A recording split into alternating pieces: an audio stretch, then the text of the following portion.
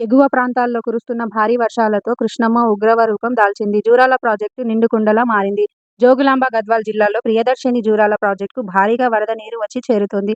Project పూర్తి స్థాయి నీటి మట్టానికి చేరడంతో అధికారులు అలర్ట్ అయి ఒకేసారి గేట్లను ఎత్తి నీటిని దిగువకు విడుదల చేస్తున్నారు. నురగ తుంపర్లతో పాలసముద్రంలా తలపిస్తూ పాతాళగంగలా ముందుకు దూసుకెళ్తున్న దృశ్యాన్ని చూడటానికి రెండు కళ్ళు చాలడం లేదు.